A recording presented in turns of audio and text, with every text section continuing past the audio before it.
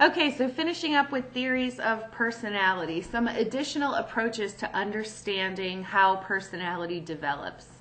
Okay, so there is a personality theory that is called the Big Five, and the Big Five personality traits look at different ends of a continuum. So for each of these 5 personality dimensions, you can think of these two personality traits as being anchor points on a continuum. And the idea with the Big Five is that everyone has these personality traits to a certain degree, and you might fall more towards one end of the continuum or another. One way to remember these personality traits is to use a mnemonic device where you look at the first letter of each of these dimensions and you see that they spell canoe. So C-A-N-O-E. So keep that in mind as you're trying to remember the Big Five. All right, so first we have conscientiousness at one end of our continuum and impulsivity at the other end of our continuum. So if you're conscientious, you're very efficient, you're very organized, you're very meticulous about your work. If you're impulsive, you're a little bit more easygoing, a little bit more careless, perhaps prone to doing things without really carefully considering all of the consequences. So that's the other end of the continuum. And again, remember that you might fall more towards the conscientiousness end, you might fall more towards the impulsivity end, or you might be somewhere kind of in the middle. Next, we have agreeableness versus antagonism. If you're agreeable, you're very friendly, you really get along well with other people, you're really interested in harmony within the group. If you're more antagonistic, you tend to be a little bit more competitive, perhaps a little bit more outspoken, less concerned with maintaining that degree of harmony. Third, we have neuroticism versus emotional stability. So if you're neurotic, you tend to be kind of nervous. Maybe you're experiencing a lot of anxiety. You're very sensitive. If you are emotionally stable, you're feeling very secure, very confident most of the time. Next, number 4, we have openness to experience versus resistance to new experience. If you're open to trying new things, you might be very curious, very inventive, but if you're resistant, you really like routine. You like things to be very consistent. You like a sure thing. You might be very cautious about trying new things. And then lastly, we have extroversion versus introversion.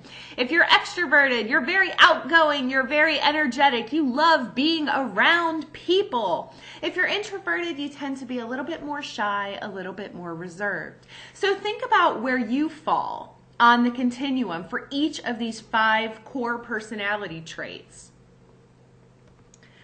Okay, so next we're going to talk about this concept of temperament. And so after you listen to this segment on temperament, I want you to watch the video of Jerome Kagan. So he is a foremost researcher in the area of infant temperament. And temperament is basically an innate disposition. So that means you're born with it. We see it present in infants, and it's basically a disposition or a way of responding to the environment.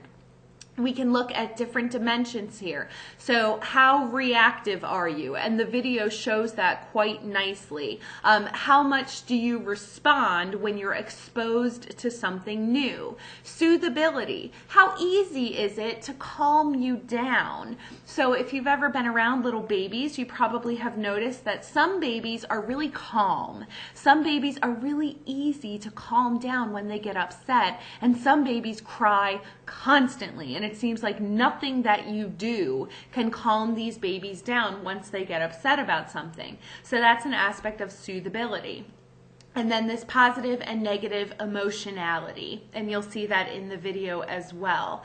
So with temperament then, many people in the field of personality believe that temperament forms the basis for adult personality. So we are born with this predisposition to respond to the environment in certain ways, to be open to new stimuli, to show positive, to show negative emotion, to calm down quickly or not quickly, and that influences our adult personality. So temperament then is viewed as the basis for personality.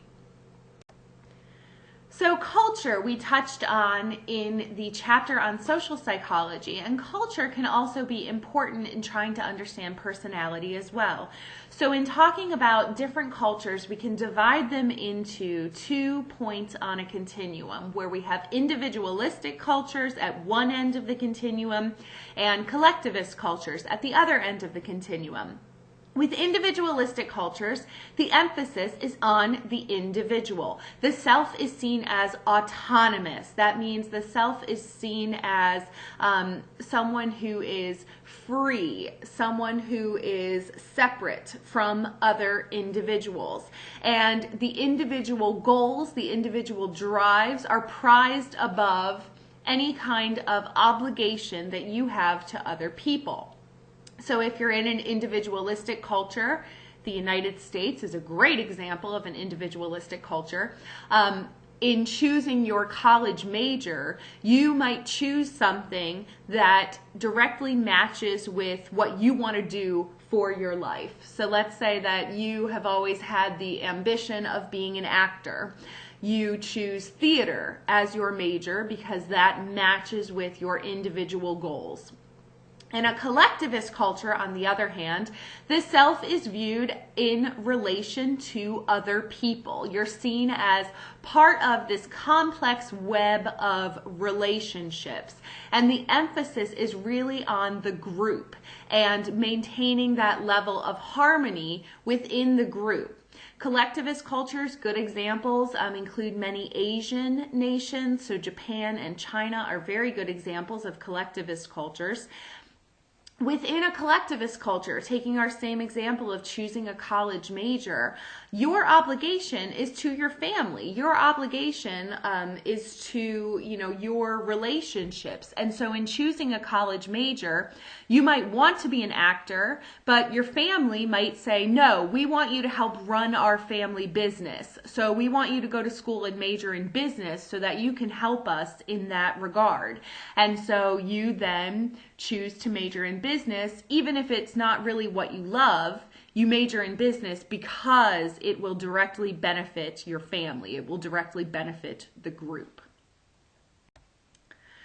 Other approaches to understanding personality, we have humanistic psychology. And with humanistic psychology, this developed as a reaction to behaviorism and also as a reaction to psychodynamic perspective.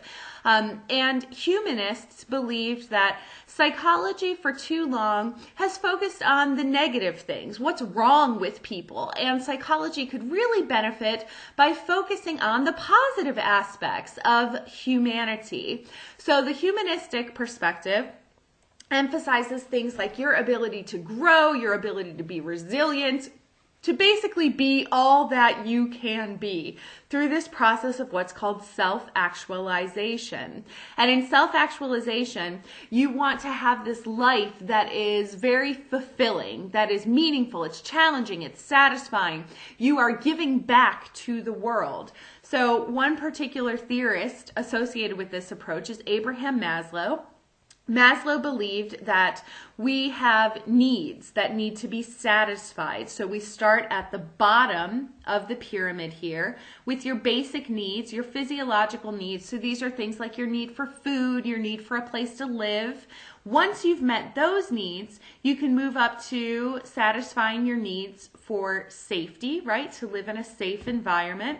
Then you can try to work on your need to be loved, your needs to belong, your esteem needs, your need to feel good about yourself. And then finally, you can move to this highest peak of human existence, this concept of self-actualization, where you are true to yourself, you know yourself very well, and you are meeting your fullest human potential.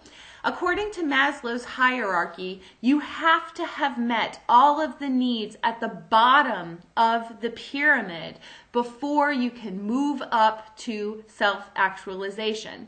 It makes sense, right? If you're thinking constantly about where you're going to get your next meal, if that's your number one concern, you're probably not thinking about achieving your fullest human potential. So you have to meet the needs at the bottom of the pyramid before you can continue to move up the pyramid. Other humanists include Carl Rogers. Carl Rogers came up with this idea of a fully functioning person. And according to Rogers' theory, he believed that most of us experience what he called a conditional positive regard. And conditional positive regard is this idea that your acceptance by other people, namely your parents, significant others in your life, your acceptance by other people is often contingent on your own behavior. So you are only accepted if you meet certain criteria. So let's say, if we're looking at a parent-child relationship, it might be a parent who believes, I will only love my child if my child gets all A's in school, or I will only love you if you are the star of the track team. And Rogers believed that these conditions of worth that come from this conditional positive regard create a mismatch between who you really are, who you genuinely are, and the facade or the image, the person that you project to the world to gain other people's acceptance. So there's a mismatch. They're incongruent. Your real self and the self that you project to the world because you're trying to get other people's approval. So Rogers believed then that in order to become this fully functioning person, his concept of, the highest form of personality, we have to experience unconditional positive regard. Unconditional positive regard is kind of similar to the idea of unconditional love, that I may not always agree with what you do, but I will always accept you. I will always love you as a person. And that creates this sense of congruence or genuineness, where the person that you really are, who you genuinely are inside, matches the image that you project to the world outside.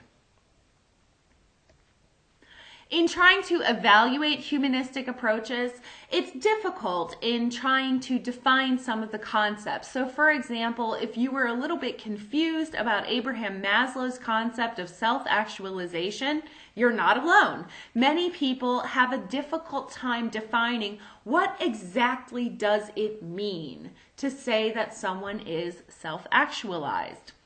On the positive, though, humanistic approaches really did add balance to the study of personality by focusing on the positive things, on the good things about being human, instead of only focusing on deficits and only focusing on what's wrong with people.